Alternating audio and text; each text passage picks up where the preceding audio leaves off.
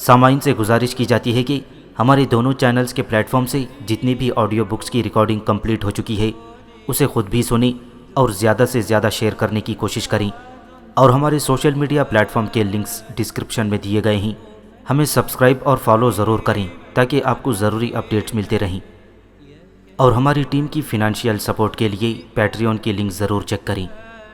جزاک اللہ۔ بسم اللہ الرحمن الرحیم۔ ابلیکا، صدیوں کے سکوت میں لپٹی ایک حسین داستان۔ مصنف اسلم راہی MA۔ ایپیسوڈ 105۔ چند ہفتے بعد دھرتراشٹر نے بھیشم اور ودورا سے پانڈو برادران کو دعوت دینے کی بات کی تو ان دونوں نے آمادگی کا اظہار کر دیا۔ اس کے ساتھ ہی دھرتراشٹر نے ہستنا پور سے باہر ایک بہت بڑا ہال تعمیر کرنے کا حکم دے دیا، اور جب یہ ہال تیار ہو گیا تو ودورا کو اندرپرستھا بھیجا گیا تاکہ وہ پانڈو برادران کو ہستنا پور لائے اور چند دن یہاں بسر کریں۔ اس طرح کورووں اور پانڈو برادران میں محبت اور میل جول میں اضافہ ہو۔ دھرتراشٹر کا یہ حکم سن کر ودورا اندرپرستھا روانہ ہو گیا۔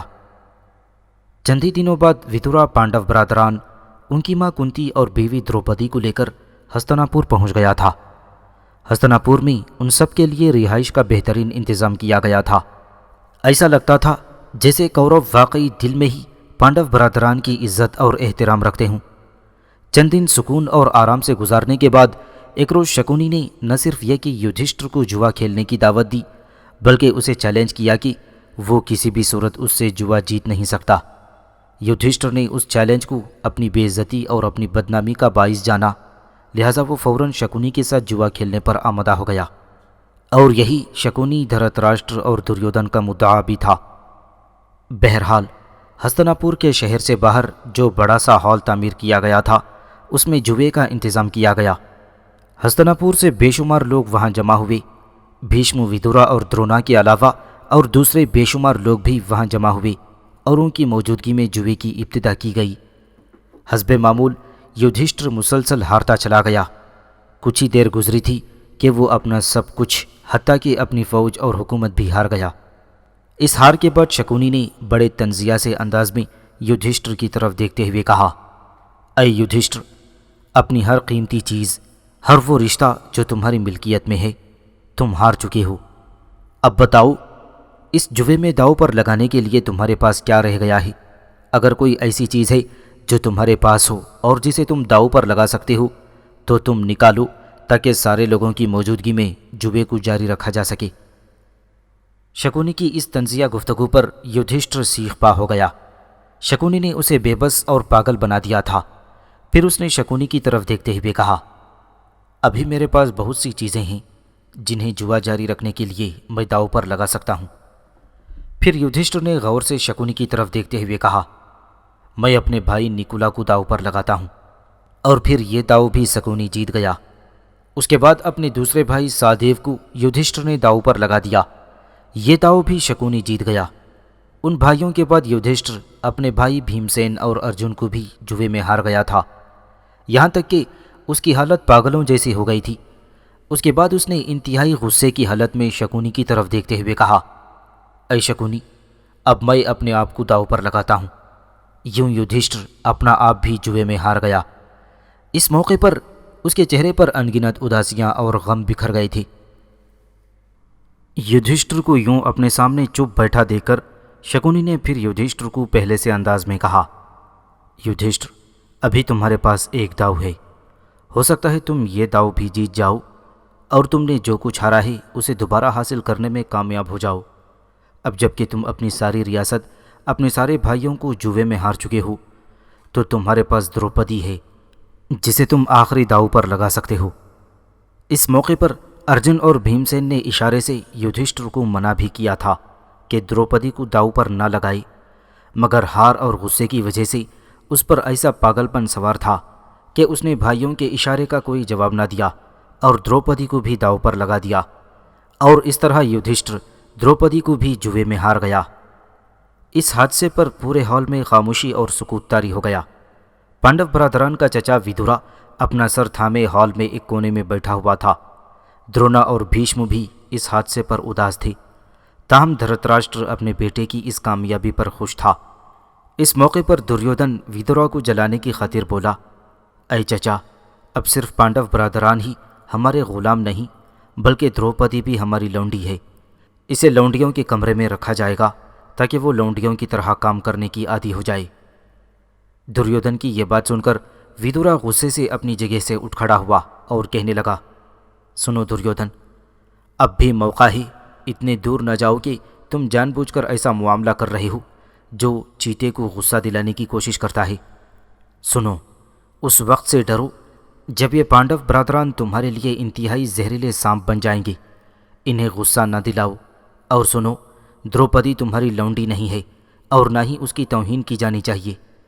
یدھشٹر دروپدی کو جوئے میں لگانے کا کوئی حق نہیں رکھتا تھا، کیونکہ دروپدی کو داؤ پر لگانے سے قبل وہ اپنے آپ کو ہار چکا تھا۔ اے دریودن، تم مجھے اپنا خیر خواہ نہیں سمجھتے، مگر میں تمہیں یقین دلاتا ہوں کہ میں پانڈووں کی طرح تمہارا بھی خیر خواہ ہوں، پر میں اس وقت سے ڈرتا ہوں جب کورو برادران تیری وجہ سے تباہ ہو جائیں گے، اور یہ تباہی اور بربادی ان پانڈووں ہی کے ہاتھوں آئے گی۔ لہٰذا میں تمہیں کہتا ہوں کہ جوئے میں جو کچھ تم نے جیتا ہے، یہ سب کچھ تم پانڈو برادران کو واپس کر دو، ورنہ وہ دن بہت قریب ہے جب ہستنا پور کو تمہارے لیے جہنم بنا کر رکھ دیا جائے گا۔ ویدورا کی اس گفتگو کے جواب میں دریودن نے بھی انتہائی غصے کا اظہار کرتے ہوئے کہا، اے ویدورا، میں جانتا ہوں تم ہمارے دشمن اور پانڈو برادران کے دوست ہو، مگر اب جو کچھ ہونا تھا ہو چکا ہے۔ میں تمہاری کسی قسم کی نصیحت قبول کرنے پر تیار نہیں ہوں۔ اس کے بعد دریودن نے وہاں کھڑے اپنے ایک غلام کو حکم دیا کہ وہ فوراً زنان خانے میں جا کر دروپدی کو یہ بتائی کہ اس کا شوہر یدھشٹر اسے جوئے میں ہار چکا ہے اور اب وہ ہماری لونڈی ہے اور میں اس کا مالک ہوں۔ اس نے غلام کو یہ حکم دیا کہ دروپدی کو یہاں سب کے سامنے لائی اور سارے لوگوں کی موجودگی میں اس پر واضح کر دیا جائے کہ اس نے باقیہ زندگی ہستنا پور میں کس طرح گزارنی ہے۔ غلام زنان خانے میں پہنچا اور دروپدی کو صورتحال سے آگاہ کیا۔ اس انکشاف پر دروپدی تھوڑی دیر کے لیے کچھ نہ کہہ سکی۔ وہ اپنی جگہ حیران و پریشان کھڑی رہی، ایسا لگتا تھا کہ وہ بے زبان ہو گئی ہو۔ پھر تھوڑی دیر بعد اس نے غلام کو مخاطب کرتے ہوئے پوچھا، یہ تم کیا کہہ رہے ہو اور جو کچھ تم نے کہا ہے اس کا کیا مطلب ہے؟ یدھشٹر مجھے کسی جوئے میں داؤ پر لگا سکتا ہے؟ کیا اس کے حواس اسی قدر جاتے رہے تھے کہ اس نے مجھے بھی داؤ پر لگا دیا؟ اس کے جواب میں وہ غلام کہنے لگا، میں سچ کہہ رہا ہوں، یہ جوا یدھشٹر اور دریودن کے درمیان کھیلا گیا تھا۔ دریودن کی طرف سے شکونی عملی طور پر جوئے میں حصہ لیتا رہا۔ یدھشٹر نے پہلی اپنی ساری چیزیں جوئیں پر ہار دیں۔ اب دریودن یہ جوا جیتنے کے بعد تمہارا مالک ہے، لہٰذا اس نے تمہیں طلب کیا ہے۔ اس کے جواب میں دروپدی نے اس غلام کو مخاطب کرتے ہوئے کڑکتی ہوئی آواز میں کہا، واپس اس ہال میں جاؤ اور یدھشٹر سے یہ پوچھ کر آؤ کہ اس نے جوئے میں پہلے اپنے آپ کو ہارا ہے یا مجھے ہارا تھا۔ دروپدی کے کہنے پر وہ غلام واپس آیا اور یدھشٹر سے وہی سوال کیا جو دروپدی نے کیا تھا۔ یدھشٹر نے اس کے سوال کا کوئی جواب نہ دیا، بس انتہائی بے بسی میں اس کی گردن جھک گئی۔ اس موقع پر دریودن نے انتہائی غصے اور غضبناک حالت میں اس غلام کو مخاطب کرتے ہوئے کہا، فوراً واپس جاؤ اور دروپدی سے کہو کہ وہ وقت ضائع کیے بغیر اس ہال میں سب کے سامنے پیش ہو۔ جب وہ غلام دوبارہ دروپدی کے سامنے گیا اور اس نے دروپدی کو یدھشٹر کی خاموشی اور دریودن کے غصے سے آگاہ کیا تو دروپدی نے پھر اسے مخاطب کرتے ہوئے کہا، یدھشٹر سے کہو کہ مجھے کیا کرنا چاہیے، جو کچھ وہ کہے گا میں کروں گی، ورنہ دریودن کا حکم ماننے سے میں انکار کرتی ہوں۔ وہ غلام ایک بار پھر ہال میں آیا اور یدھشٹر کو مخاطب کرتے ہوئے بتایا کہ دروپدی یہ کہتی ہے کہ اگر یدھشٹر مجھے یہ کہے کہ مجھے سب لوگوں کے سامنے ہال میں آنا چاہیے تو میں ضرور آؤں گی۔ جواب میں یدھشٹر نے غلام سے کہا کہ دروپدی سے کہو کہ وہ ہال میں آئے اور یہاں بیٹھے ہوئے معزز لوگوں سے یہ پوچھے کہ جو قدم میں نے اٹھایا ہے وہ غلط ہے یا درست۔ اس غلام کے بار بار آنے پر دریودن بے انتہا غضبناک ہو گیا تھا۔ اس نے غلام کو وہیں روک دیا اور اپنے چھوٹے بھائی وسوانا کو مخاطب کرتے ہوئے کہا، اے وسوانا، میں سمجھتا ہوں یہ دروپدی سے ڈرتا ہے، لہٰذا تم خود جاؤ اور زبردستی اسے پکڑ کر یہاں لاؤ۔ آخر وہ ہماری لونڈی ہی تو ہے وہ ہمارا کیا بگاڑ سکتی ہے؟ اپنے بڑے بھائی دریودن کا حکم سن کر وسوانا اپنی جگہ سے اٹھ گیا تھا اور پھر محل کے زنان خانے کی طرف روانہ ہو گیا۔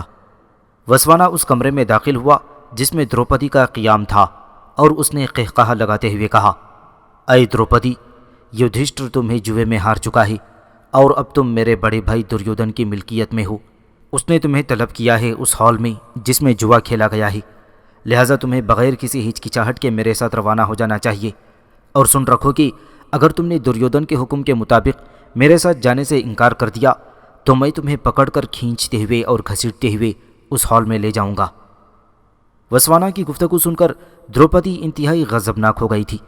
اس نے وسوانا سے کچھ نہ کہا اور تیزی سے دریودن کی ماں رانی گندھاری کے کمرے کی طرف لپکی تاکہ وہ اس سلسلے میں رانی کے ساتھ بات کرے، لیکن وسوانا نے فوراً آگے بڑھ کر اسے رانی کے کمرے میں جانے سے روک دیا اور دروپدی کے لمبے بالوں کو پکڑ لیا اور اسے تقریباً گھسیٹتا ہوا اس ہال کی طرف لے جا رہا تھا جس میں جوا کھیلا گیا تھا۔ زوسر کے احرام سے بیوسا کو عزازیل کی اسیری سے چھڑانے کے لیے یوناف ایک روز دوپہر کے وقت شنکارا کے میدانوں میں داخل ہوا۔ اس نے دیکھا کہ سنکارا کے میدانوں میں اس وقت ساحرانہ سی فضا چھائی ہوئی تھی۔ بگولوں کی صورت میں چلتی تیز ہوائیں نیزوں کی مانند بدن میں چبھ رہی تھی۔ وہاں سے گزر کر یوناف جب احرام کی طرف آیا تو اس نے دیکھا احرام کے سامنے والے بلند حصے پر عزازیل پہلے سے ہی کھڑا تھا۔ یوناف نے پہلے تھوڑی دیر تک عزازیل کو غور سے دیکھا۔ وہ اس موقع پر کچھ کہنا ہی چاہتا تھا کہ عزازیل نے اسے مخاطب کرنے میں پہل کی اور بلند آواز میں اسے مخاطب کر کے کہنے لگا، اے نیکی کے نمائندے، مجھے پتا تھا کہ تم یہاں ضرور آؤ گے، لہٰذا میں تمہارا ہی منتظر تھا۔ لیکن سن رکھو، بیوسا کی رہائی کے سلسلے میں تم اپنی کسی کوشش میں کامیاب نہ ہو سکو گے۔ اگر تم نے احرام میں داخل ہونے کی کوشش کی تو میں تمہیں ایسی اذیت کا شکار کروں گا جس کا تم تصور بھی نہیں کر سکتے۔ عزازیل کی لاف و گزاف سن کر یوناف تھوڑی دیر تک بڑے عجیب سے انداز میں اسے دیکھتا رہا۔ پھر اس نے عزازیل کو مخاطب کر کے کہنا شروع کیا، اے عزازیل، تو صدیوں سے میرے ساتھ ٹکراتا چلا آ رہا ہے اور تو جانتا ہے کہ میں ماضی میں تجھے الفاظ کی طرح نچوڑتا رہا ہوں، تمہیں خیر و شر کے فرق اور راستی اور پاکیزگی کا امتیاز بھی سمجھاتا رہا ہوں۔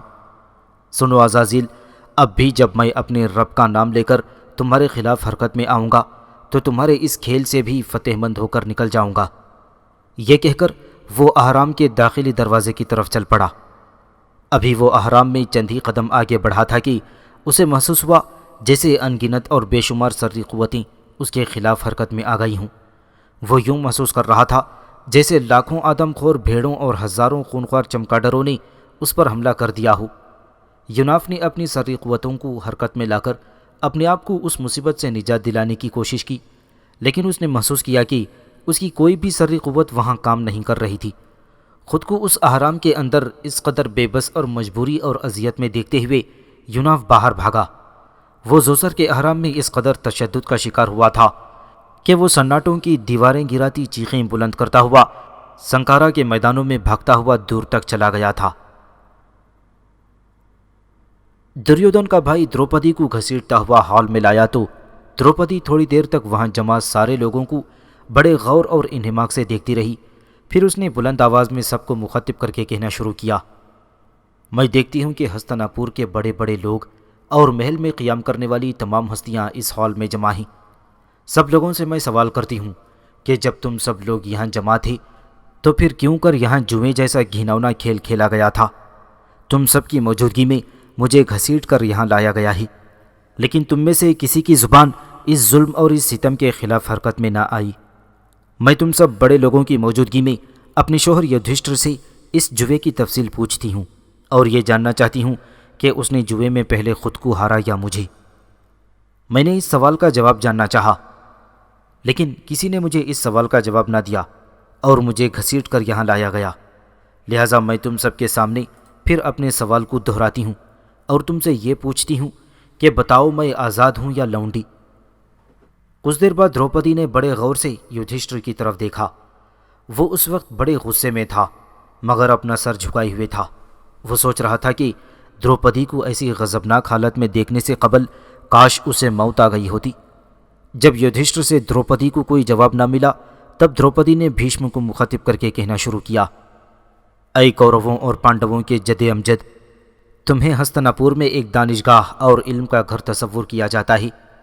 میں نے یہ بھی سنا ہے کہ بھیشم سے بڑھ کر ہستناپور میں کوئی دانا اور عقلمند نہیں ہے۔ اے پانڈووں کے جد امجد، کیا تم مجھے بتا سکتے ہو کہ میں لونڈی ہوں یا آزاد ہوں؟ دروپدی کے اس سوال پر بھیشم تھوڑی دیر تک کچھ سوچتا رہا، پھر وہ کہنے لگا، اے دروپدی، تمہارے اس سوال نے مجھے شش و پنج میں ڈال دیا ہے، اور میں اس معاملے میں کوئی خاص روشنی نہیں ڈال سکتا۔ ایک طرف میرا یہ بھی خیال ہے کہ جو شخص خود کو جوے میں ہار چکا ہو، وہ مزید اپنی کسی چیز کو جوے کے داؤ پر نہیں لگا سکتا۔ اس لحاظ سے یدھشٹر کو یہ حق نہیں پہنچتا کہ وہ جوے میں تمہیں داؤ پر لگائے۔ لیکن دوسری طرف یہ بھی دیکھنا پڑتا ہے کہ ایک شوہر کو اپنی بیوی پر مکمل حق ہے کہ وہ اسے آزاد رکھے یا لونڈی بنائے۔ وہ اپنی بیوی کو جائیداد اپنی پونجی کہہ کر پکار سکتا ہے، لہذا اس لحاظ سے وہ اپنی اس پونجی اور اپنی جائیداد کو جوے میں داؤ پر لگا سکتا ہے۔ اے دروپدی، ان دونوں نظریات کو سامنے رکھتے ہوئے میں تمہارے سوال کا تسلی بخش جواب نہیں دے سکتا۔ بھیشم کا یہ جواب سن کر دروپدی رونے لگی اور اس کی آنکھوں سے آنسو بہنے لگے تھے۔ اس موقع پر دریودھن کے بھائی وسوانا نے ایک زوردار مکروہ قہقہا لگایا، پھر اس نے دروپدی کو مخاطب کر کے کہا، دروپدی، تم اس وقت میرے بڑے بھائی دریودھن کی لونڈی ہو، لیکن تم اس سلسلے میں کیوں فکر مند ہو؟ تم کو اس سوال کا کوئی جواب نہیں دے سکتا، اور تمہارے سوال کا جواب یہی ہے کہ تم لونڈی ہو۔ اب تمہارا دھرم یہی ہے کہ تم اپنے مالک یعنی میرے بڑے بھائی دریودھن کو ہر لحاظ سے خوش رکھنے کی کوشش کرو۔ وسوانا کی اس گفتگو پر دروپدی نے کچھ ایسے انداز میں اس کی طرف دیکھا جیسے وہ اپنی آنکھوں سے نکلتی غصے کی چنگاریوں سے وسوانا کو جلا کر راکھ کر دے گی، لیکن وہ بیچاری خاموش رہی۔ وسوانا کے یہ الفاظ سن کر بھیمسین غصے میں اس پتے کی طرح کانپ رہا تھا جو غضبناک آندھیوں کا شکار ہو گیا ہو۔ پھر اس نے انتہائی غصے اور غضبناک لہجے میں یدھشٹر کو کہا، دیکھو اپنے جنون اور جوئے کی دیوانگی کا انجام، غور سے دیکھو۔ وہ ساری دولت جو ہم نے بڑی محنت جد و جہد سے حاصل کی تھی وہ جاتی رہی ہے۔ تم نے ہر شے، حتیٰ کہ تم نے اپنی حکومت، اپنے بھائیوں اور بیوی کو بھی جوئے میں ہار دیا ہے۔ اے میرے بھائی، میں نے ہر موقع پر تیری باپ کی طرح عزت کی ہے۔ تو نے جب اپنی ریاست اور ہر چیز جوئے میں ہار دی تو میں خاموش رہا، لیکن اب حالات میرے لیے ناقابل برداشت ہیں۔ ذرا غور سے دروپدی کی طرف دیکھو کہ اسے کس طرح بالوں سے پکڑ کر اور گھسیٹتے ہوئے لایا گیا ہے۔ کیا یہ صورتحال میرے لیے ناقابل برداشت نہیں ہے؟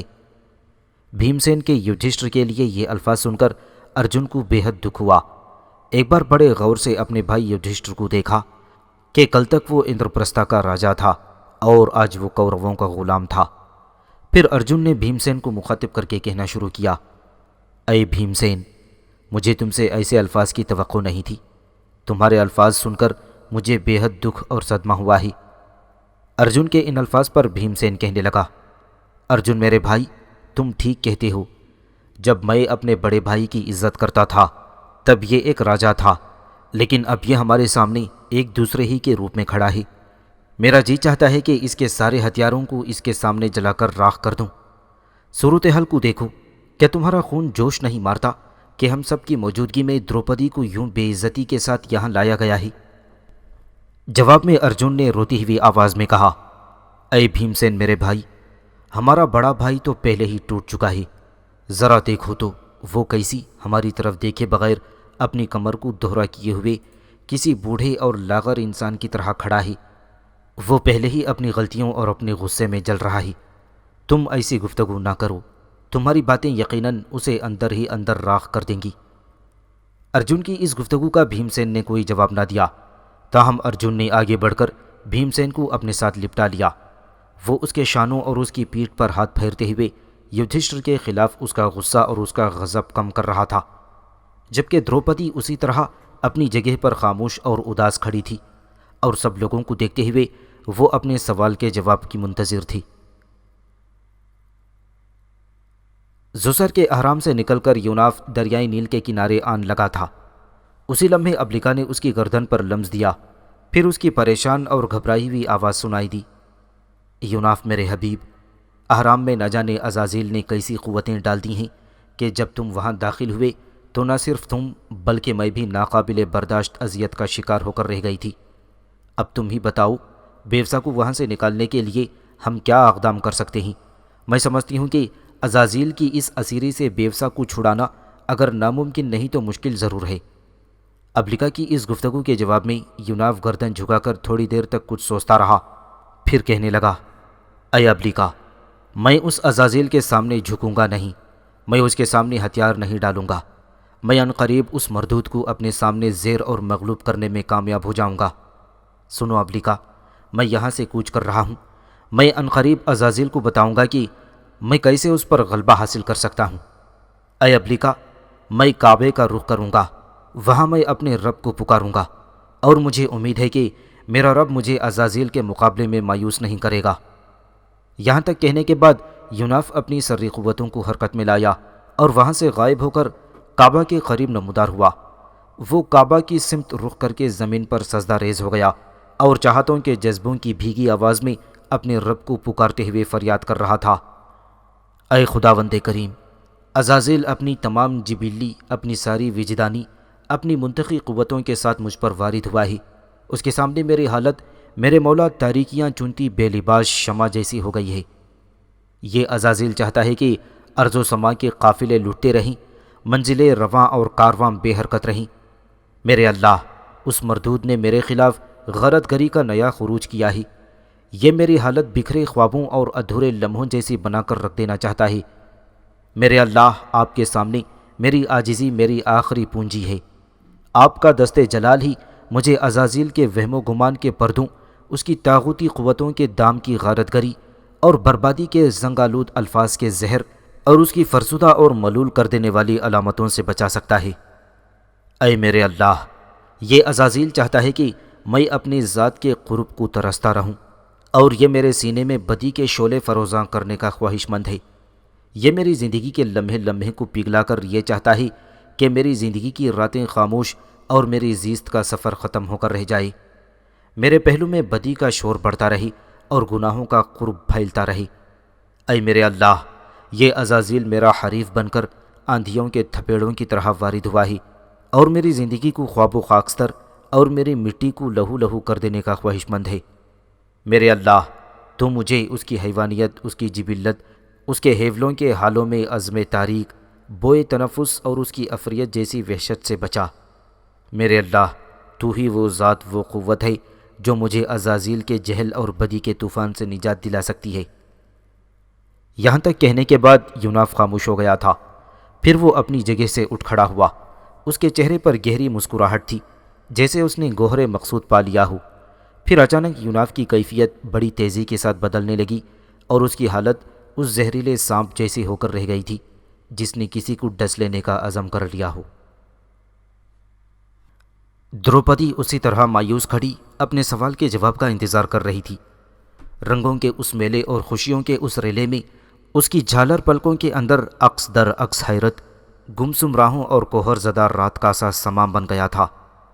وہ بار بار روتے پرندوں، سوچوں کے لٹے قافلوں اور بھٹکتی رتوں کی طرح کبھی اپنے پانچوں شوہروں کی طرف دیکھتی تھی اور کبھی بھیشم اور ہستناپور کے راجہ دھرت راشٹر کی طرف دیکھتی، پر ان میں سے کسی نے بھی اس کے سوال کا جواب تک نہ دیا۔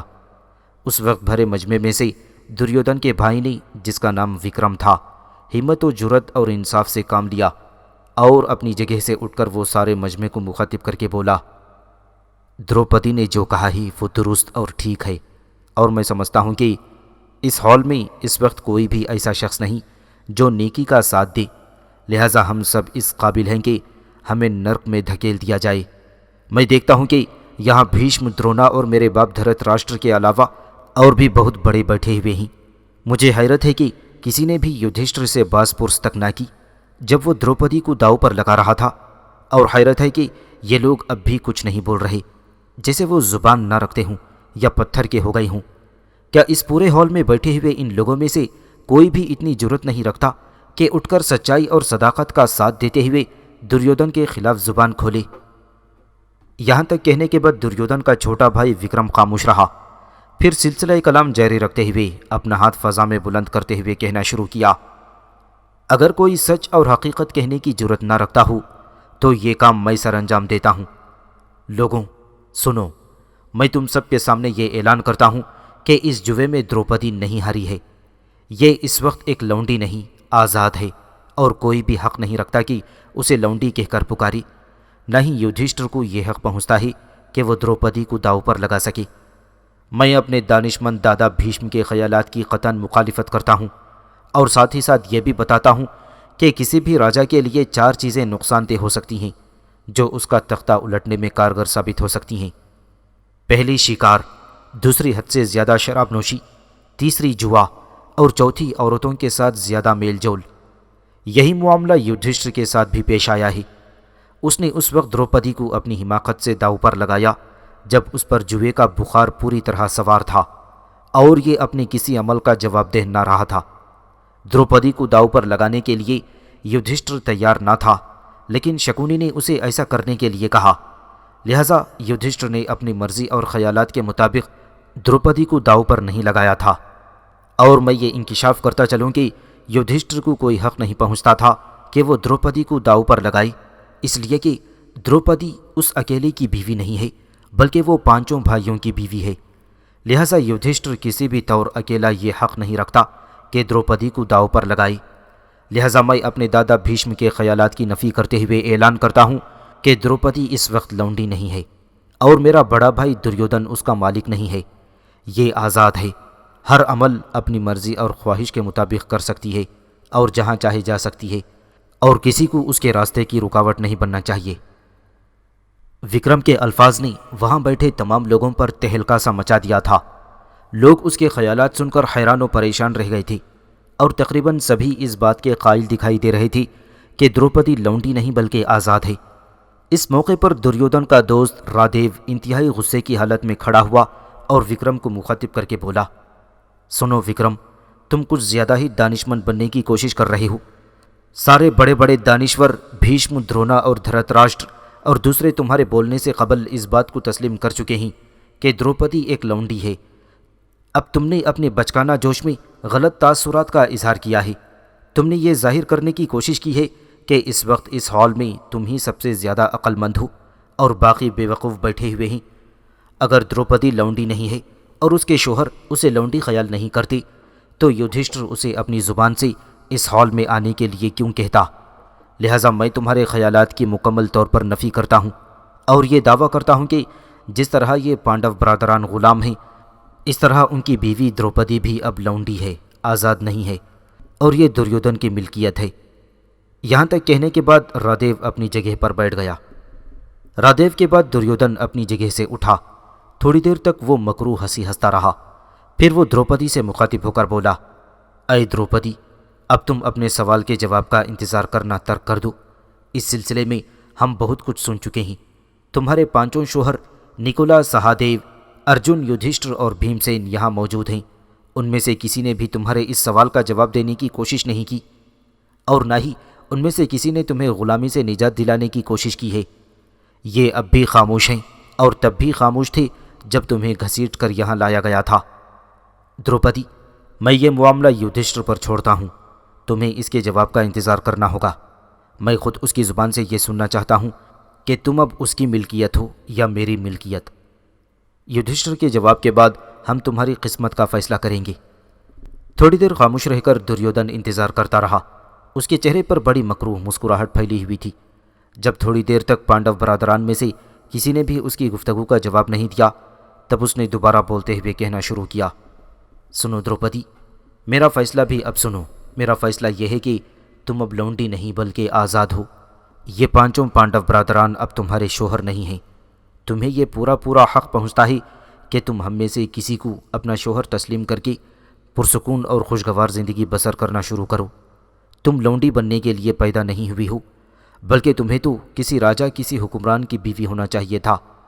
ان 5 پانڈو برادران کو بھول جاؤ، یہ تمہارے قابل نہیں تھے۔ اب تم ہم میں سے کسی کو اپنا شوہر تسلیم کر لو۔ اس کے بعد دریودن بڑے عجیب سے انداز میں پانڈو برادران کی طرف دیکھنے لگا تھا۔ دریودن کے بعد رادیو اپنی جگہ پر اٹھا اور دروپدی کو مخاطب کر کے کہنے لگا، دروپدی، یہ حقیقت ہے کہ تم اب ایک لونڈی ہو، اور لونڈی کسی بھی قسم کی ملکیت نہیں رکھتی، جبکہ تمہارے شوہر بھی غلام ہیں اور اب وہ تم پر کسی قسم کا حق اور ملکیت نہیں رکھتے۔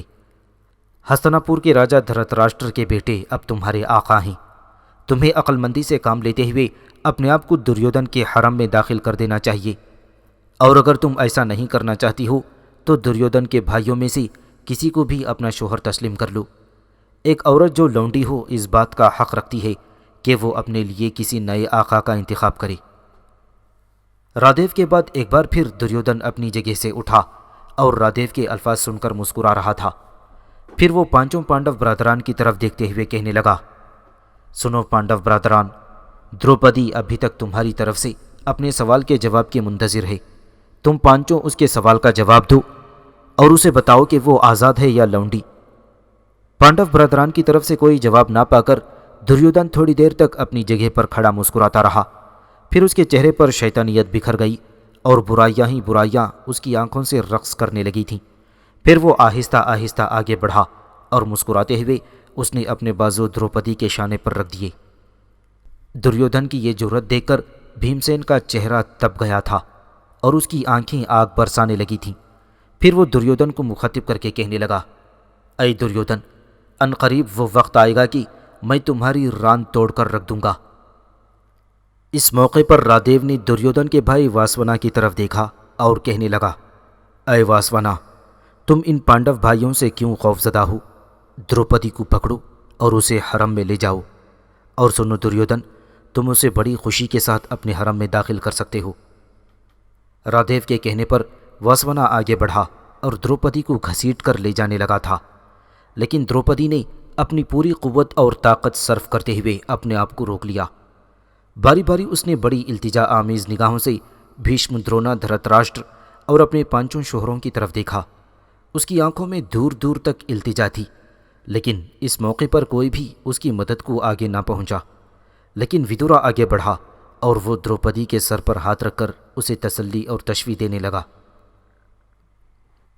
بھیم سین ایک بار پھر بھڑکتی آگ کی طرح کھولتے لہجے میں کہنے لگا، سنو دریودھن، ان قریب وقت آئے گا جب میں تمہیں قتل کروں گا۔ میرا بھائی ارجن رادیو کی گردن کاٹے گا، اور یہ شکونی جس نے جوئے میں دھوکہ دے کر ہمارے بھائی اور ہمیں غلام بنا لیا ہے، اے میرے بھائی، اسے میرا بھائی سہادیو موت کے گھاٹ اتارے گا۔ میں تمہیں دوبارہ بتاتا ہوں کہ میری گفتگو بڑے غور اور انہماک کے ساتھ سنو۔ جب کبھی بھی ہمارے اور تمہارے درمیان جنگ ہوگی، میرے یہ الفاظ پورے ہو کر رہیں گے۔ بھیم سین کے خاموش ہونے کے بعد ارجن بلند آواز میں بولا، بھیم سین میرے بھائی سنو، جو لوگ خود کو اپنے گھروں میں محفوظ سمجھتے ہیں، دراصل خطرات ان کے گھروں سے باہر ان کے منتظر ہوتے ہیں۔ سنو میرے بھائی، تمہارے یہ الفاظ پورے ہو کر رہیں گے، اور جو تم نے کہا ہے وہ سچ ہو کر رہے گا۔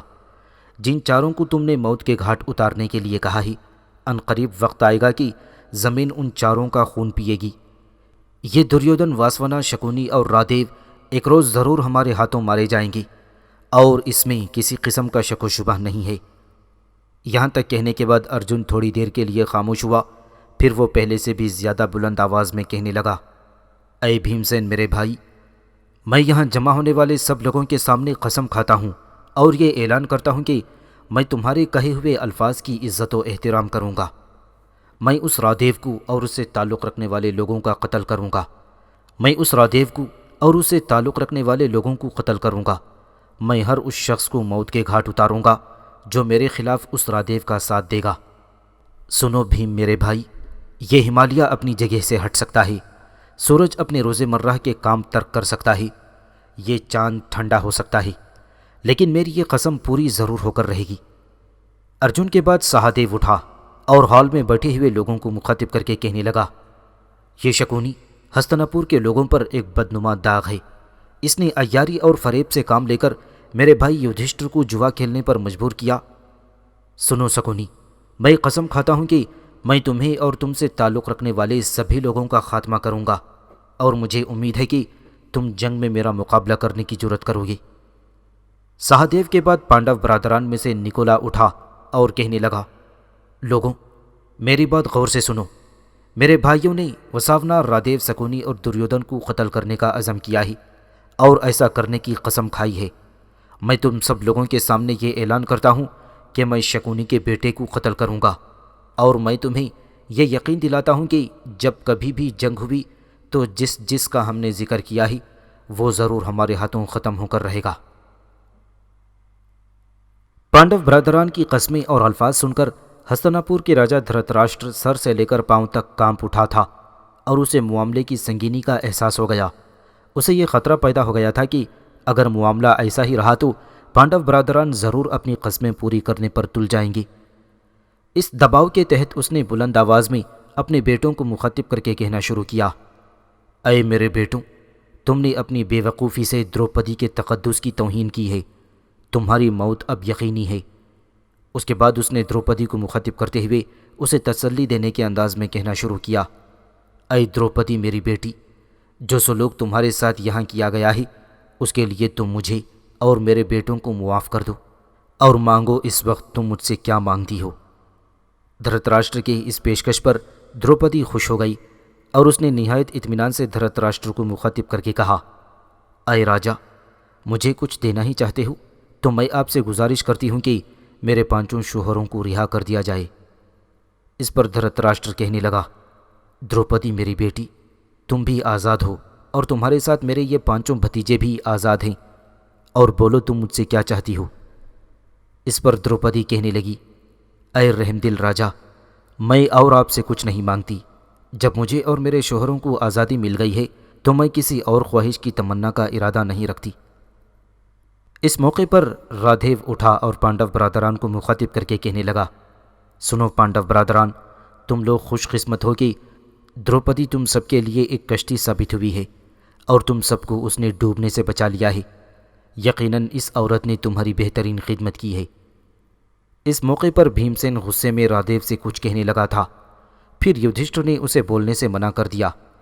دھرتراشٹر کے اس فیصلے کو دریودھن اور اس کے کچھ بھائیوں اور رادھیو نے ناپسند کیا تھا، لہٰذا وہ غصے اور خفگی میں وہاں سے اٹھ کر چلے گئے۔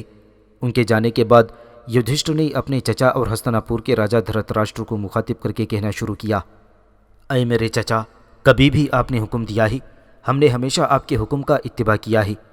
اس موقع پر آپ جو کچھ بھی کرنے کے لیے ہم کو کہیں گے ہم 5 بھائی ویسا ہی کریں گے۔ جواب میں دھرتراشٹر کہنے لگا، میں تم بھائیوں کی عاجزی اور انکساری پر خوش ہوں۔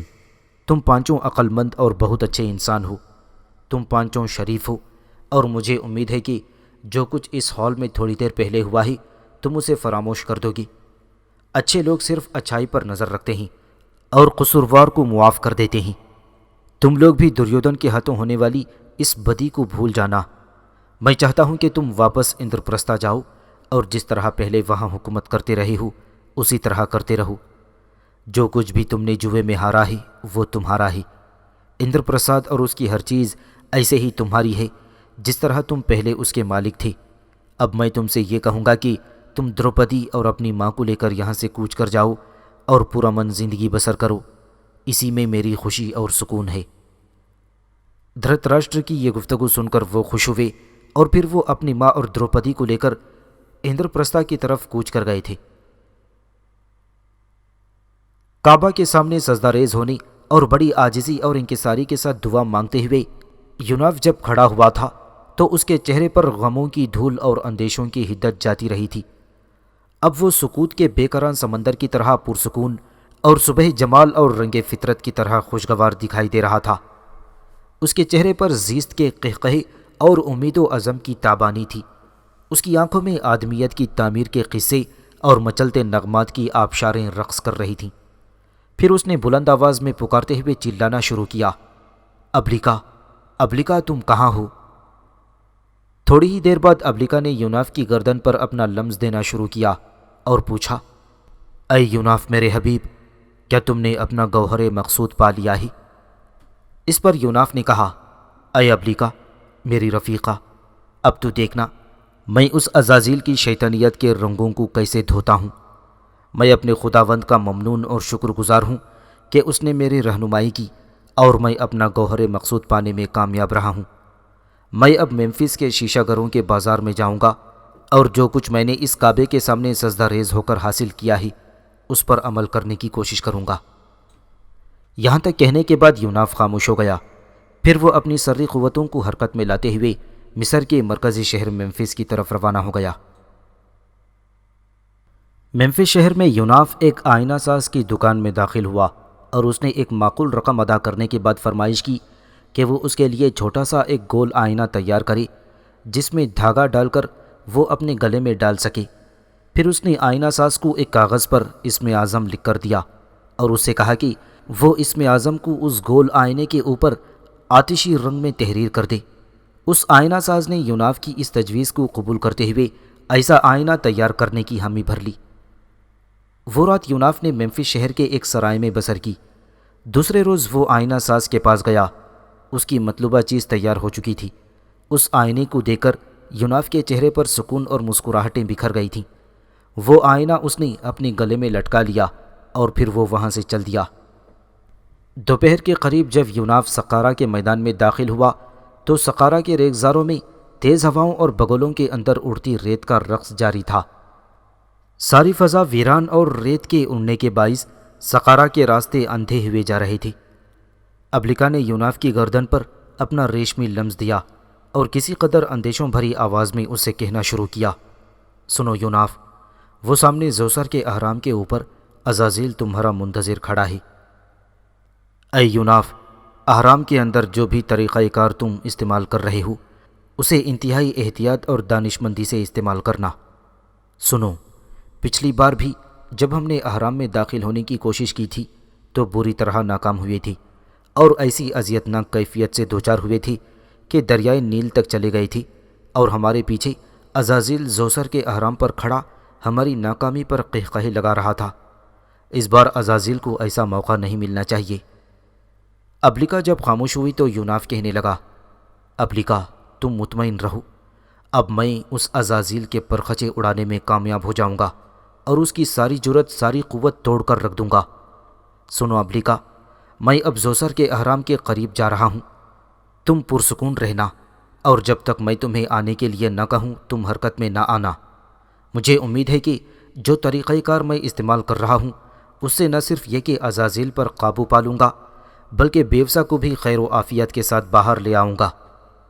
یہ کہہ کر یوناف کسی قدر تیزی کے ساتھ زوسر کے اہرام کی طرف بڑھنے لگا۔ یوناف جب اہرام کے قریب پہنچا تو اوپر کھڑے عزازیل ایک پرزور طنزیہ قہقہہ لگا کر یوناف کو مخاطب کرتے ہوئے کہنے لگا، اے یوناف، دیکھ میں کس طرح یہاں کھڑا تیرا منتظر ہوں۔ میرے ساتھیوں نے مجھے بتایا ہے کہ یہاں سے شکست اور اذیت اٹھانے کے بعد تو مکہ کی طرف گیا تھا، شاید تو وہاں سے میرے خلاف کچھ حاصل کرنا چاہتا تھا، اور اب تو ایک بار پھر زوسر کے اہرام کی طرف آیا ہی۔ دیکھ، تو اب بیوسا کا خیال ترک کر دی۔ تو اور تیری کوئی بھی سری قوت بیوسا کے کام آ سکتی ہے اور نہ ہی اب تم بیوسا کو تہخانے سے نجات دلا سکتے ہو۔ اس کی قسمت میں اب یہی لکھا ہے کہ وہ اہرام کے تہخانے کے اندر سسک سسک کر ختم ہو جائے۔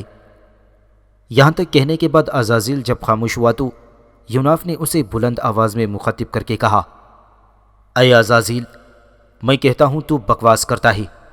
میرا رب جو روز اول سے روز ابد تک کا مالک ہے اس کی بخشش و عطا بے مثال ہے۔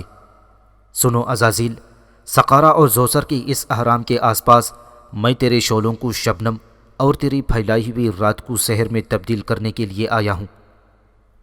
یوناف کی اس گفتگو پر عزازیل نے ایک بھرپور قہقہہ لگایا، پھر اس نے بلند آواز میں کہا، اگر تجھے ایسا ہی کوئی اعتماد ہے تو ذرا اہرام میں داخل ہونے کی کوشش کر، میں دیکھتا ہوں تم کیسے بیوسا کو باہر لانے میں کامیاب ہو سکتے ہو۔ عزازیل کی اس گفتگو کا یوناف نے کوئی جواب نہ دیا اور وہ اہرام کی طرف آگے بڑھا۔ اہرام میں داخل ہوتے وقت وہ گول آئینہ دار جسے اس نے اپنے گلے میں لٹکا رکھا تھا اپنے ہاتھ میں پکڑ کر یوناف نے اپنے سامنے کر لیا۔ وہ آئینہ سامنے ہوتے ہی اہرام کے اندرونی حصے کے اندر ایک سکون اور اطمینان چھا گیا۔ یوں لگتا تھا جیسے ایک طوفان کے بعد فضا خوشگوار اور پرسکون ہو گئی ہو۔ لیکن اس سے پہلے جب یوناف اس اہرام میں داخل ہوا تھا تو ایک ایک لمحہ عذاب بن گیا تھا۔ اس کی سری قوتیں منجمد ہو کر رہ گئی تھیں، لیکن اس بار اس نے اندازہ لگایا کہ اس کی سری قوتیں بحال تھیں اور وہ انہیں اپنی مرضی کے مطابق استعمال کر سکتا تھا۔ اہرام میں آگے بڑھتے ہوئے یوناف اس بڑے کمرے میں داخل ہوا جس کے درمیان میں زوسر کی ممی رکھی تھی اور اس کے دائیں بائیں مصر کے قدیم دیوتاؤں کے بت کھڑے ہوئے تھے۔ تھوڑی دیر تک یوناف اس بڑے کمرے کا جائزہ لیتا رہا، پھر وہ دائیں طرف ان سیڑھیوں کی طرف مڑ گیا تھا جو مختلف کمروں سے ہوتی ہوئی تہخانے کی طرف جاتی تھی۔ کئی ایک کمروں سے ہو کر یوناف آخرکار اس تہخانے میں داخل ہوا جہاں عزازیل نے بیوسا کو زنجیروں سے جکڑ رکھا تھا۔ بیوسا فرش پر اوندھے منہ پڑی تھی، شاید وہ گہری نیند سو رہی تھی۔ یوناف نے آگے بڑھ کر بیوسا کا کندھا پکڑ کر ہلایا۔ اس پر بیوسا تھوڑا سا چونک کر اٹھ بیٹھی۔ یوناف کو اپنے سامنے دیکھ کر اس کی نگاہیں پھٹی کی پھٹی رہ گئی تھیں۔ اسے اعتبار نہیں آ رہا تھا۔ تھوڑی دیر تک وہ آنکھیں جھپکاتی رہی، پھر اپنے لبوں پر ہلکی سی مسکراہٹ اور اپنی آنکھوں میں پریشانی کے آثار بکھیرتے ہوئے اس نے یوناف سے پوچھا، اے یوناف، اس تہخانے میں کوئی خواب دیکھ رہی ہوں یا حقیقت میں تم میرے سامنے کھڑے ہو؟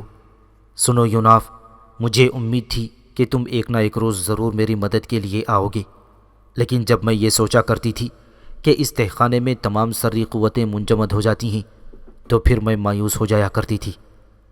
یوناف نے بیوسا کی اس گفتگو کا جواب دیتے ہوئے کہا، اے بیوسا، یہ خواب نہیں حقیقت ہے۔ میں اس احرام میں عزازیل کے پھیلائے ہوئے طلسم کو توڑ چکا ہوں۔ اب میں حقیقت میں تمہارے سامنے کھڑا ہوں۔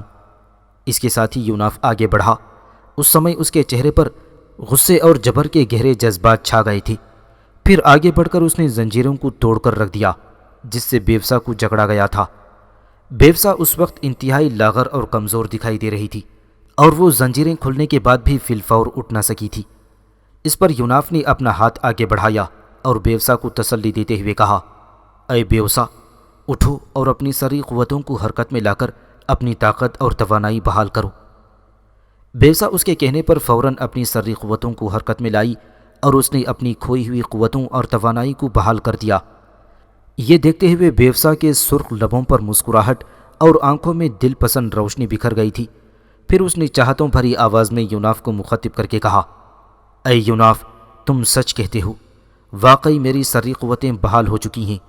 میں تمہاری ممنون ہوں کہ تم نے مجھے عزازیل کی اس اسیری سے نجات دلا دی۔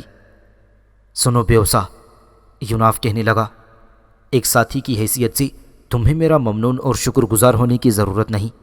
میں نے جو کچھ بھی کیا ہے یہ سب کچھ میرے فرائض میں شامل ہے اور ہر دکھ اور تکلیف کے موقع پر تمہاری مدد کرنا میرا فرض ہے۔ آؤ اب یہاں سے باہر نکلیں، چونکہ عزازیل اس وقت احرام کے ایک بلند جگہ پر کھڑا میرا منتظر ہے۔ اسے یہ پختہ یقین تھا کہ میں تمہیں یہاں سے چھڑا نہیں سکوں گا۔ آؤ میں اسے بتاتا ہوں کہ کس طرح میں نے اس کے طلسم کو توڑ کر تمہیں چھڑا لیا ہے۔ بیوسا یوناف کی یہ گفتگو سن کر خوش ہو گئی۔ پھر وہ دونوں ایک دوسرے کا ہاتھ تھامے بڑی تیزی سے زوسر کے اس احرام سے باہر نکلنے لگے تھی۔ جب وہ دونوں احرام سے باہر آئی تو انہوں نے دیکھا عزازیل اب تک اسی بلند جگہ پر کھڑا ہوا تھا۔ شاید وہ ان دونوں ہی کا انتظار کر رہا تھا۔ یوناف بیوسا کو لے کر اس کے سامنے آیا اور بلند آواز میں اسے مخاطب کرتے ہوئے کہنے لگا، سنو عزازیل، تم بڑے باکمال اور اپنے آپ کو باہنر سمجھتے ہو، لیکن میں نے تمہارے لوہے کے سارے حصار کو توڑ کر تمہیں بے ستوت اور بے ننگ و نام بنا کر رکھ دیا ہے۔ اے عزازیل، ہر شخص کی اپنی منزل، اپنی راہیں، اپنے خیال اور اپنی چال ہوتی ہے۔ تو نے ہمارے خلاف جو ہوس کی آگ بھڑکائی تھی، میں نے اس کے جواب میں تیرے دل کے تراش شدہ صنم خانے میں ویرانوں کا ستم بھر کر رکھ دیا ہے۔ تیری کھردری زبان کو میں نے اسی احرام میں بند کر کے رکھ دیا ہے۔ یوناف کی یہ گفتگو سن کر عزازیل غضبناک اور سیخ پا ہو کر رہ گیا تھا، اور پھر اس نے یوناف کو مخاطب کر کے کہنا شروع کیا، اے یوناف، اگر تو وقتی طور پر میرے خلاف کامیاب ہو گیا ہی تو پھر کسی خوش فہمی میں اپنے آپ کو نہ رکھنا۔ میں عنقریب تم دونوں پر ایسا وقت لاؤں گا کہ تم دونوں اذیت اور زیست کی انتہائی منحوس ساعتوں میں مبتلا ہو کر رہ جاؤ گے۔ یوناف نے عزازیل کے سے انداز میں جواب دیتے ہوئے کہا، اے عزازیل، یہ تیری ساری خوش فہمی اور خام خیالی ہے۔ تو میرا اور بیوسا کا کچھ نہیں بگاڑ سکتا۔ اے عزازیل، بیوسا اور میرے خلاف حرکت میں آنے سے پہلے ایک بات ضرور اپنے ذہن میں یاد رکھنا، اور وہ یہ ہے کہ میں اور یہ جب کبھی بھی تمہاری طرف سے کسی اذیت میں مبتلا ہوں گے تو ہم اپنے رب کو پکاریں گے، وہ ضرور تمہارے خلاف ہماری مدد کرے گا۔ لیکن جب ہم تمہیں کسی اذیت اور ابتلا میں ڈالیں گے تو یہ جواب دو کہ تم اپنی مدد اور حمایت کے لیے کس کو آواز دو گی۔ عزازیل چھاتی تان کر کہنے لگا، میں اکیلا ہی تم سب کے لیے کافی ہوں۔ تم لوگ میرا کیا بگاڑ سکتے ہو؟ میں جب اور جس وقت چاہوں تم دونوں کو اپنے سامنے زیر کر کے رکھ سکتا ہوں۔ جواب میں یوناف نے ایک پرہول قہقہہ لگایا، پھر وہ عزازیل سے کہنے لگا، اے عزازیل، یہ سب تمہارا فریب نظر ہے۔ میرے پاس اب ایسی قوت ہے جس کی مدد سے میں تمہیں دھتکارے ہوئے کتے اور لعنت زدہ کوے کی طرح بھگا سکتا ہوں۔ اس کے بعد یوناف نے اپنے گلے میں لٹکا ہوا وہ آئینہ سنبھالا جس پر اسم اعظم لکھا ہوا تھا، اور جو ہی وہ آئینہ اس نے عزازیل کے سامنے کیا، عزازیل بری طرح چیختا چلاتا ہوا وہاں سے غائب ہو گیا تھا۔ اس کی یہ حالت دیکھتے ہوئے یوناف اور بیوسا نے ایک بھرپور قہقہہ لگایا، پھر وہ دونوں اپنی سری قوتوں کو حرکت میں لائی اور دریائے گنگا کے کنارے اس سرائے کی طرف کوچ کر گئی تھی جہاں ان دونوں نے قیام کر رکھا تھا۔ پانڈو برادران کی روانگی کے تھوڑی دیر بعد عزازیل ہستنا پور میں نمودار ہوا۔ پھر وہ راج محل کے اس کمرے میں داخل ہوا جہاں دریودن بیٹھا شکونی اور رادیو کے ساتھ محو گفتگو تھا۔ عزازیل کو دیکھتے ہی دریودن فوراً اس کے احترام میں اٹھ کھڑا ہوا، اور اس کی طرف دیکھتے ہوئے رادیو اور شکونی بھی عزازیل کے احترام میں کھڑے ہو گئی تھی۔ عزازیل بڑی تیزی سے آگے بڑھا، تینوں کے ساتھ پہلے اس نے مصافحہ کیا، پھر دریودن کے سامنے بیٹھتے ہوئے اس نے کہا، سنو دریودن، تم اس بات کو تسلیم کرو گی کہ میں تمہارے لیے مخلص، ایک ہمدرد اور مہربان رفیق ہوں؟ اس پر دریودن نے فوراً بولتے ہوئے کہا، اے عزازیل، اس میں کیا شک ہے، آپ واقعی میرے محسن اور میرے مربی ہیں۔ اگر ایسا ہے تو دریودن میری بات غور سے سنو، میں تمہاری بھلائی کے لیے کچھ کہنے آیا ہوں، اور جو کچھ میں کہنے لگا ہوں اس کی روشنی میں تم اپنے باپ سے ضرور گفتگو کرنا، ورنہ تم ضرور نقصان اٹھاؤ گی، اور ایک روز تمہیں پانڈو برادران کے سامنے جھکنا پڑے گا۔ ذرا توقف کے بعد عزازیل پھر سے سلسلہ کلام جاری رکھتے ہوئے کہنے لگا، سنو دریودن، تمہارے باپ نے پانڈو برادران کو چھوڑ دیا ہے، اور جو کچھ بھی وہ جوئے میں ہارے تھے انہیں لوٹا دیا ہے۔ تمہارے باپ کی اس احمقانہ فراغ دلی کے بعد پانڈو برادران اپنی بیوی دروپدی اور اپنی ماں کنتی کے ساتھ اندر پرساد روانہ ہو گئے ہیں۔ سنو دریودن، میں سمجھتا ہوں تمہارے باپ نے یہ فیصلہ جنون اور دیوانگی کی حالت میں کیا ہے۔ اگر ایسا نہ ہوتا تو وہ ہرگز ایسا احمقانہ فیصلہ نہ کرتا۔ پانڈو برادران یہاں سے اس زہریلے اور زخمی سانپ بن کر گئے ہیں جو ہر ایک کو ڈستا پھرتا ہے۔ تم اس بات کو تسلیم کرو گے کہ پانڈو برادران کی عسکری قوت تم سے زیادہ ہے۔ یہاں سے روانہ ہوتے وقت وہ اپنے دلوں میں نفرت اور کدورت لے کر جا رہے ہیں، اور اندر پرساد پہنچنے کے بعد وہ ضرور اپنے لشکر کو حرکت میں لائیں گے اور تم سے اپنی اور اپنی بیوی کی بے عزتی کا بدلہ لینے کی کوشش کریں گے۔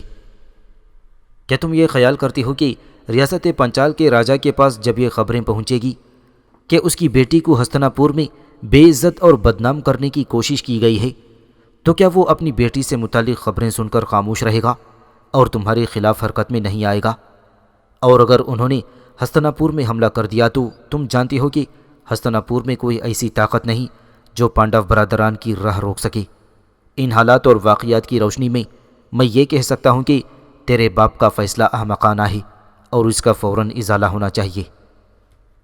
عزازیل کی گفتگو دریودن نے بڑے غور اور انہماک کے ساتھ سنا، اور جب عزازیل خاموش ہوا تب دریودن نے اسے مخاطب کر کے پوچھا، اے میرے محسن، میرے مربی، اب آپ مجھے یہ مشورہ دیجیے کہ اس موقع پر مجھے کیا کرنا چاہیے، اور کس طرح میں پانڈو برادران کو نہ صرف یہ کہ انتقام لینے سے روک سکتا ہوں بلکہ انہیں اپنے سامنے نیچا دکھانے میں کامیاب ہو سکتا ہوں۔ اس پر عزازیل نے کہا، اے دریودن، میرے پاس ایک تجویز ہے، اگر اسے استعمال کیا جائے تو میرے خیال میں ہم پانڈو برادران کے خلاف ضرور کامیاب رہیں گے۔ تم ابھی اور اسی وقت اپنے باپ کے پاس جاؤ، اسے ان خطرات سے آگاہ کرو جو میں نے تم پر واضح کیے ہیں، اور اس بات پر بھی اسے آمادہ کرو کہ پانڈو برادران کو واپس ہستنا پور بلایا جائے، اور یہ تجویز پیش کی جائے کہ ایک بار پھر جوا کھیلا جائے۔ اس سلسلے میں جو جیت جائے وہ دونوں ریاستوں پر حکمرانی کرے گا، اور جو ہار جائے وہ 13 سال کے لیے کہیں دور دراز کی سرزمین میں گمنامی کی زندگی بسر کرے گا۔ اگر اس دوران کسی کو پتہ چل گیا کہ وہ کون ہیں تو انہیں 12 سال مزید بھیس بدل کر گمنامی کی زندگی بسر کرنا ہوگی۔ دوبارہ جوا ہار کر جب پانڈو برادران 13 سال کے لیے جنگلوں میں طرح طرح کی ٹھوکریں کھاتے پھریں گے تو تمہاری عسکری قوت مضبوط ہو جائے گی، لہٰذا 13 سال کی گمنامی کی زندگی بسر کرنے کے بعد اگر وہ واپس آ کر تم لوگوں سے ٹکرانے کی کوشش کرتے ہیں تو یقیناً فتح تمہاری ہی ہوگی، اس لیے کہ لوگ 13 سال کے اس عرصے کے اندر پانڈو برادران کو فراموش کر چکے ہوں گے، اور بہت کم لوگ ایسے نکلیں گے جو ان کی مدد پر آمدہ ہو سکیں گے۔ اے دریودن، میں نے جو کچھ کہنا تھا کہہ دیا، اب میرے کہنے کے مطابق تم حرکت میں آؤ یا نہ آؤ، یہ تمہاری مرضی ہے۔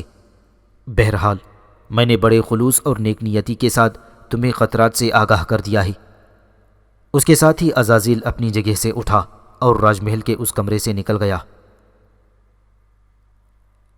عزازیل کے جانے کے بعد دریودن غصے سے بھرا ہوا اپنے باپ کے پاس آیا۔ اس نے دیکھا اس وقت اس کے باپ کے پاس اس کی ماں رانی گندھاری بھی بیٹھی ہوئی تھی۔ جو بات دریودن نے عزازیل سے کہی تھی وہی اس نے اپنے باپ سے کہہ دی۔ دریودن کی زبان سے یہ گفتگو سننے کے بعد دھرتراشٹر کی زبان خاموش ہو گئی تھی اور وہ گہری سوچوں میں ڈوب گیا تھا۔ اس موقع پر دریودن کی ماں رانی گندھاری نے بولتے ہوئے کہا، اے دریودن، جب تم پیدا ہوئی تھی تو تمہیں دیکھتے ہی تمہارے چچا ودورا نے یہ پیشین گوئی کی تھی کہ تم ہستناپور کی تباہی اور بربادی کا باعث بنو گی۔ میں دیکھ رہی ہوں کہ پانڈو برادران کے معاملے میں تم غلطی پر ہو اور خواہ مخواہ انہیں مصیبت میں ڈالنا چاہتے ہو، لہٰذا جو کچھ تم نے کہا ہے اس پر عمل کرنا ترک کر دو۔ دریودن جواب میں کچھ کہنا چاہتا تھا کہ سوچوں میں ڈوبا دھرتراشٹر چونکا اور اس نے اپنی بیوی اور بیٹے کو مخاطب کر کے کہا، تم آپس میں کیوں جھگڑا کرتے ہو؟ میں فیصلہ کر چکا ہوں کہ میں اپنے بیٹے دریودن کا دل نہیں توڑوں گا۔ میں ابھی اور اسی وقت ایک قاصد روانہ کرتا ہوں جو پانڈو برادران کو واپس بلائے۔ لہٰذا دھرتراشٹر نے اسی وقت ایک قاصد کو پانڈو برادران کے پیچھے پیچھے روانہ کر دیا۔ اس قاصد نے پانڈو برادران سے کہا کہ تم لوگوں کو تمہارے چچا دھرتراشٹر نے طلب کیا ہے، اور اس نے یہ تجویز پیش کی ہے کہ جوا ایک بار پھر کھیلا جائے، اور جو اس جوے میں ہار جائے اسے 13 سال کے لیے جنگلات میں بھیس بدل کر زندگی بسر کرنے پر مجبور کیا جائے۔ اپنے چچا کا یہ جواب سن کر پانچوں پانڈو بھائیوں نے اطاعت میں اپنی گردن کو خم کر دیا۔ پھر وہ واپس لوٹ آئے۔ اس ہال میں ایک بار پھر لوگ جمع ہوئے۔ وہی جوئے کا سامان تھا اور وہی شکونی تھا جسے دریودن کی طرف سے یدھشٹر کے ساتھ جوا کھیلنا تھا۔ اس موقع پر یدھشٹر ناخوش اور بڑا خفا سا دکھائی دے رہا تھا۔ اس کے چہرے کے تاثرات بتاتے تھے کہ وہ اپنے چچا اور ہستناپور کے راجا دھرتراشٹر کے فیصلے سے ناخوش تھے کہ ایک بار پھر پہلے کی طرح جوا کھیلا جائے۔ بہرحال اپنے چچا کا حکم مانتے ہوئے یدھشٹر ایک بار پھر جوا کھیلنے پر راضی ہو گیا۔ جوے کی ابتدا کرنے کے لیے شکونی یدھشٹر کے سامنے بیٹھ گیا اور اسے مخاطب کرتے ہوئے کہنے لگا، سنو یدھشٹر، تمہاری اور ہماری قسمت اب اسی جوے سے وابستہ ہے۔ جوے کا صرف ایک ہی داؤ کھیلا جائے گا۔ یدھشٹر نے جواب میں کچھ نہ کہا، بس خاموشی سے اپنی گردن جھکا دی، جس کا مطلب یہ تھا کہ وہ اس شرط کو قبول کرتا ہے۔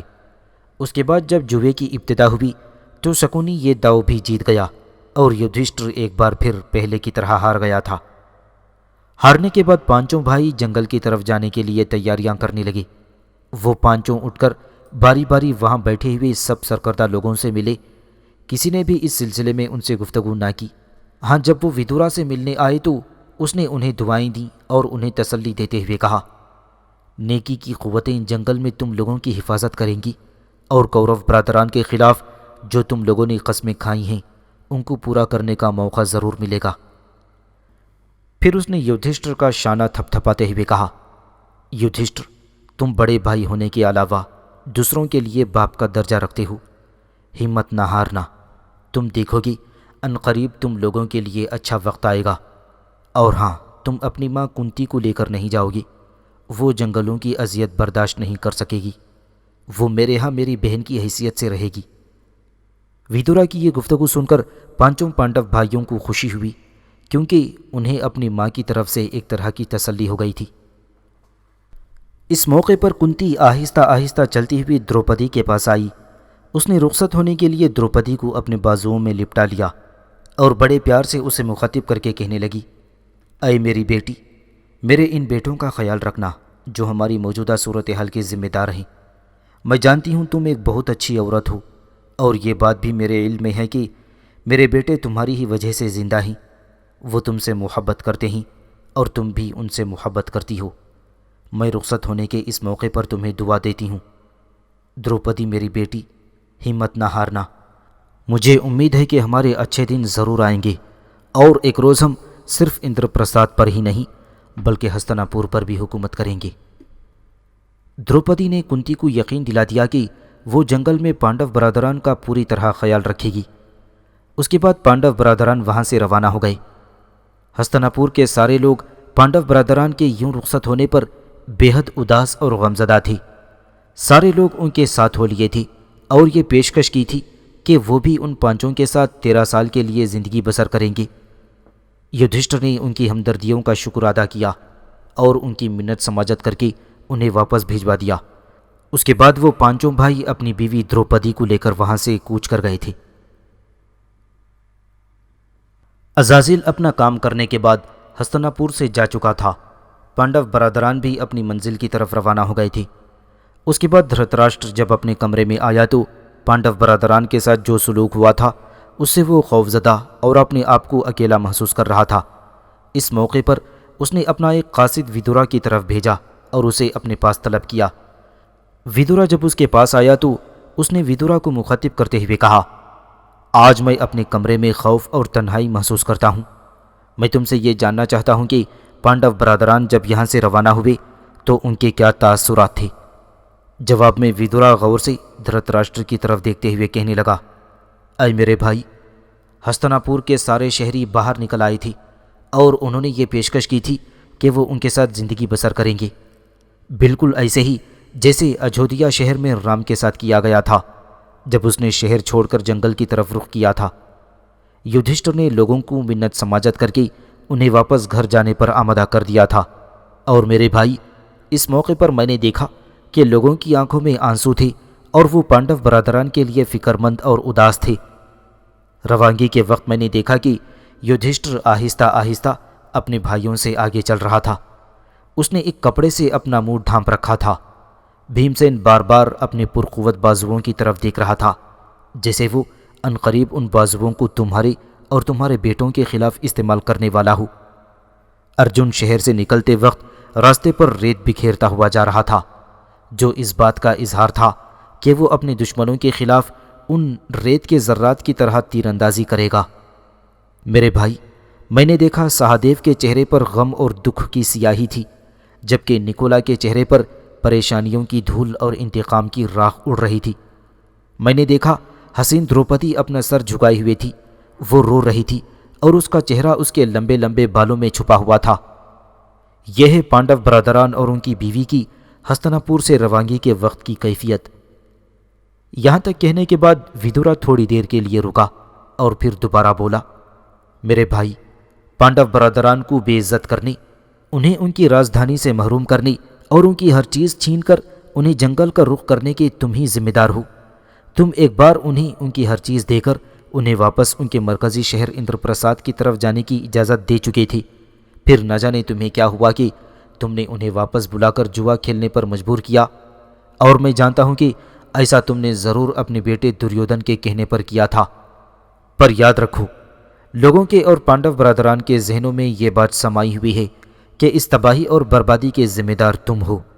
تم پانڈو برادران کے حصے کی سلطنت بھی ہضم کرنا چاہتے تھے، سو وہ تم کر چکے، لیکن یہ تمہارا رویہ لوگوں کے ذہنوں سے مٹ نہیں سکے گا۔ میرے بھائی، پانڈو برادران کو یہاں سے نکال کر جو بیج تم نے بوئے ہیں ان کی فصل بھی عنقریب تم کاٹو گے۔ میں تمہارے سامنے پیشن گوئیاں کرتا ہوں کہ عنقریب ایک برا وقت آئے گا۔ پانڈو برادران تم پر اور تمہارے بیٹوں پر غالب آئیں گے، اور تمہارے بیٹوں کو تباہ و برباد کرنے کے بعد وہ ہستنا پور اور اندر پرساد کی مشترکہ ریاست پر حکومت کریں گے۔ یہاں تک کہنے کے بعد ودورا اٹھ کر چلا گیا تھا۔ ودورا کے الفاظ نے دھرتراشٹر کا سکون لوٹ لیا تھا۔ اب وہ دن رات پریشان اور غمگین رہنے لگا تھا اور اس وقت کا انتظار کرنے لگا تھا جب پانڈو برادران اس کے لیے اور اس کے بیٹوں کے لیے مصیبت بن کر وارد ہونے والے تھے۔